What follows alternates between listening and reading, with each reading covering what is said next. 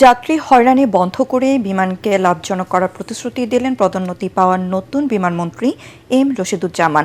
তিনি বলেন, মধ্যপ্রাচ্যে প্রতিদিনের ফ্লাইট দ্বিগুণ করে 14টা করা হবে।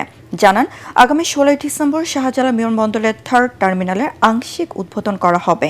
পুরোটা চালু হতে সময় লাগবে আরও 3 মাস। আর অক্টোবরে কক্সবাজারে আন্তর্জাতিক বিমানবন্দরে উন্নতি করা হবে।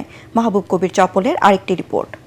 যদিও আমরা এই 6 মাসেই সরকার যায় সরকার আসে, বিমান শুধু লোকসানেই ভাসে, এমন দুর্নাম থেকে বের হয়ে গত বছর প্রায় 1000 কোটি টাকা মুনাফা করেছে সংস্থাটি। যুক্তরাজ্য ভিত্তিক স্কাইট্র্যাক্সের হিসেবে বিমান বাংলাদেশ এয়ারলাইন্সের মোট সম্পত্তি 17,000 কোটি টাকা। এর মধ্যে দেনা রয়েছে 13,700 কোটি।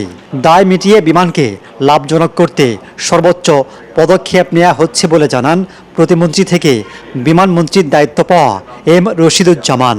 আমরা বিমানের হয়রানি বন্ধ করার জন্য অনেকগুলো পদক্ষেপ গ্রহণ করেছি। তার মধ্যে কিছুটা সফলতা অর্জন করেছি, সম্পূর্ণ করতে পারিনি।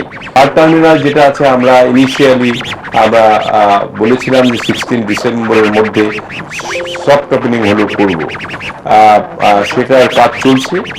সম্প্রতি কানাডা থেকে বাংলাদেশে আসতে বিমান নষ্ট হয়ে 40 ঘন্টা ভোগান্তি পোহাতে হয়েছে যাত্রীদের। এতে সংস্থাটির উপর আরও নেতিবাচক ধারণা সৃষ্টি হয়েছে।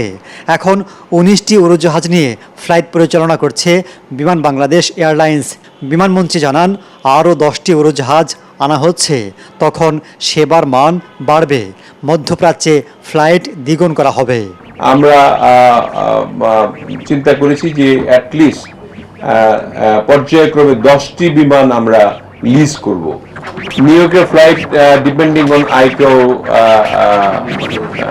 অডিট, আমার মনে হয় যে জানুয়ারি থেকে হয়ে গেলে জানুয়ারি থেকে করতে পারবো আমরা হতে পারি। বিমানমন্ত্রী জানান, আগামী ডিসেম্বরে হযরত শাহজালাল বিমানবন্দরের 3rd টার্মিনালের কিছুটা উদ্বোধন করা হবে।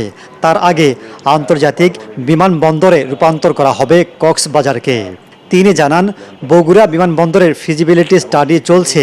রূপপুর পারমাণবিক বিদ্যুৎ কেন্দ্রের ইউরেনিয়াম পরিবহনের জন্য ঈশ্বরদীতে বিমানবন্দরের প্রয়োজনীয়তা দেখা দিয়েছে।